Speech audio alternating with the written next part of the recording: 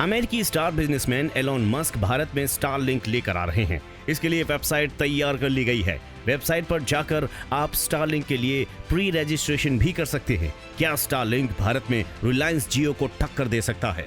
हम आपको स्टारलिंक के बारे में सब कुछ बताएंगे। वाव फैक्ट्स के इस चैनल को सब्सक्राइब कीजिए और इस वीडियो को लाइक किए बिना बिल्कुल भी मत जाइए।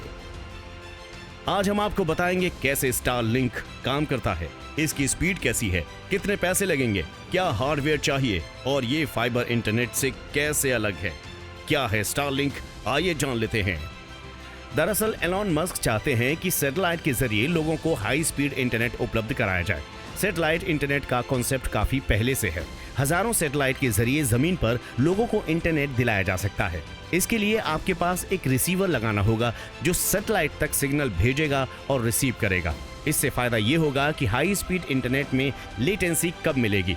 मल्टीप्लेयर गेमिंग का मार्केट तेजी से बढ़ रहा है और ऐसे में ये गेमिंग के लिहाज से भी काफी शानदार होगा। दूसरे देशों में सैटेलाइट इंटरनेट सर्विस प्रोवाइड किए जाते हैं। हालांकि दूसरी कंपनियों ने इतने बड़े पैमाने पर सैटेलाइट इंटरनेट का इस्तेमाल नहीं किया है। अलग अलग जगहों पर जहां इंटरनेट की उपलब्धता नहीं है, वहां सैटेलाइट के जरिए इंटरनेट दिया जाता है। एलोन मस्क ने दरअसल सैटेलाइट इंटरनेट सर्विस को बड़े पैमाने पर पेश करने का ही काम किया है। तो चलिए इसी के बारे में बात करते हैं। इसमें सबसे पहले आपकी छत पर लगेगा एंटेना, स्पेस एक्स और स्टारलिंक कनेक्शन। चूंकि एलोन मस्क की कंपनी स्पेस एक्स भी है, जो प्राइवेट स्पेस कंपनी है, एलोन मस्क के पास फायदा है कि वो सैटेलाइट लॉन्च करने के लिए स्पेस एक्स को यूज कर सकते हैं, क्योंकि कंपनी के पास खुद के रॉकेट्स हैं और कम कीमत के हैं, यानी निवेश भी कम होगा। दूसरी कंपनियों के पास ये फायदा नहीं है। एलोन मस्क का प्लान है कि स्टारलिंक के तहत 42,000 सैटेलाइट लॉन्च करेंगे। 42,000 सैटेलाइट का मतलब पूरी दुनिया में स्टारलिंक के जरिए इंटरनेट प्रोवाइड किया जा सकेगा। इसके लिए कंपनी ने 2025 तक का टारगेट रखा है। हालांकि अब तक लगभग 1081 सैटेलाइट लॉन्च किए जा चुके हैं, लेकिन अब कंपनी तेजी से सैटेलाइट लॉन्च कर रही है और जल्द ही 12,000 सैटेलाइट का आंकड़ा कंपनी छू लेगी। अगर 42,000 सैटेलाइट लॉन्च कर दी गई तो पूरी दुनिया में एलोन मस्क इस कंपनी के जरिए इंटरनेट लोगों तक पहुंचा सकेंगे। फ्री सर्विस होगी या पैसा लगेगा, ये भी जान लेते हैं। एलोन मस्क प्राइवेट कंपनी चलाते हैं और बिजनेस करते हैं, इसलिए जाहिर है वो इंटरनेट बेचकर पैसा कमाना चाहेंगे।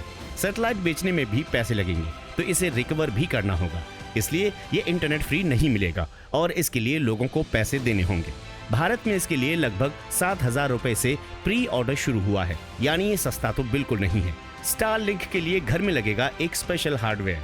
स्टारलिंक का इंटरनेट लगाने के लिए क्या हार्डवेयर होंगे, ये आपको बताते हैं। इसके लिए एक सैटेलाइट डिश लगेगा जो घर की छत पर लगेगा। इसके अलावा डिवाइस आम इंटरनेट की तरह कनेक्ट कर पाएंगे।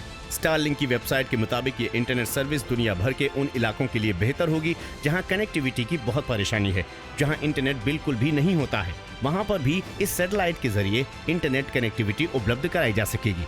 अब सवाल उठता है कि क्या स्टारलिंक अभी यूज हो रहा है? जी हाँ, बिल्कुल सही। फिलहाल कुछ चुनिंदा जगहों पर स्टारलिंक के जरिए इंटरनेट प्रोवाइड किया जा रहा है।